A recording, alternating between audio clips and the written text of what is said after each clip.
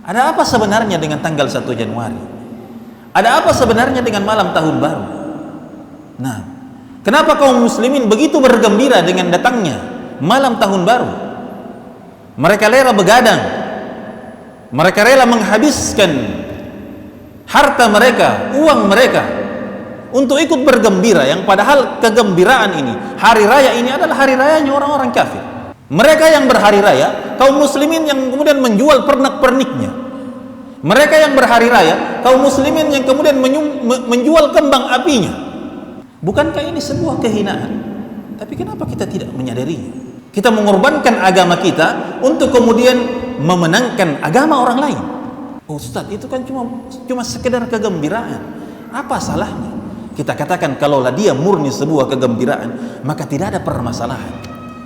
Tapi ketika dia bersangkut paut dengan sebuah hukum, yang mana hukum ini muaranya hanya dua saja, Pak. Kalau bukan surga, neraka. Kan begitu. Nah, karena dia berhubungan dengan surga dan neraka, maka menjadi sebuah kewajiban dari seorang saudara yang mencintai saudaranya untuk menjelaskan hakikat sebuah permasalahan. Karena itulah hakikat sebuah cinta. Nah, sejarah menukilkan kepada kita bahwasanya tanggal 1 Januari malam tahun baru adalah sebuah hari yang kemudian sangat diagungkan oleh orang-orang Romawi pada masa kekaisaran Julius Caesar di abad 46 Masehi.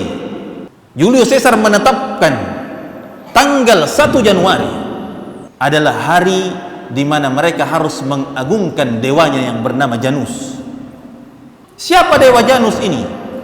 Dewa Janus ini yang kemudian diyakini oleh mereka adalah sebagai God of the Gates, diyakini sebagai dewanya pintu gerbang, dewa yang menciptakan segala sesuatu, yang digambarkan dia memiliki dua wajah, satu menghadap ke depan dan satu menghadap ke belakang, sebagai sebuah bentuk filosofi.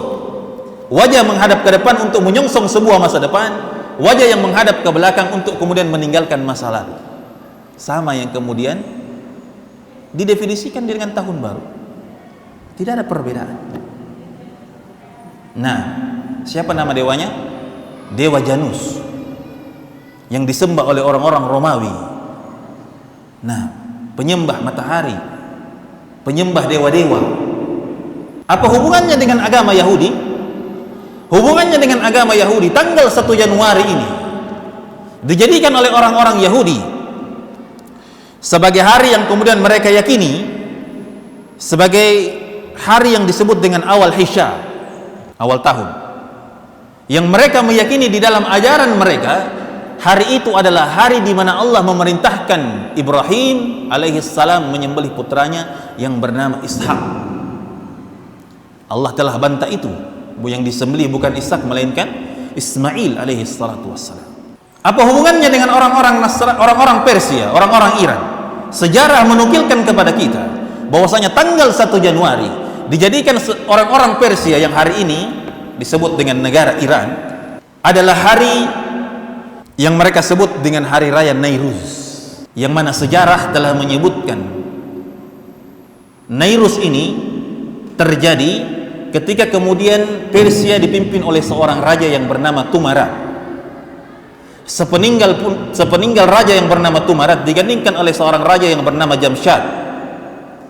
Sepeninggal Jamshad inilah yang menjadikan tanggal 1 Januari itu sebagai sebuah hari raya. Apa arti Nairuz? Nai yang berarti baru, Ruz yang berarti hari.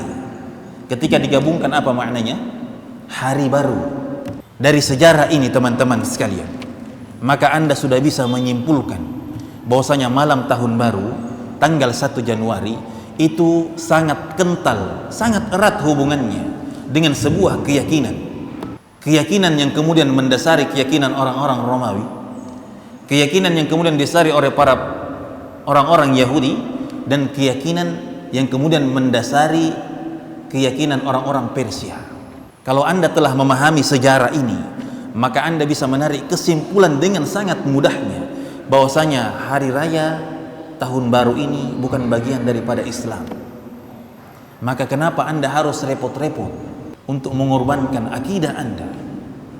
Bukankah Nabi Anda Nabi kita telah memerintahkan kepada kita seluruhnya untuk menyelisihi orang-orang ahli kitab. Bukankah Nabi kita telah memerintahkan kepada kita untuk menyelisihi orang-orang musyrikin?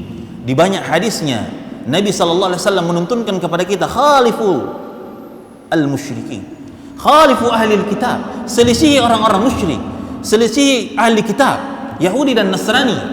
Kenapa?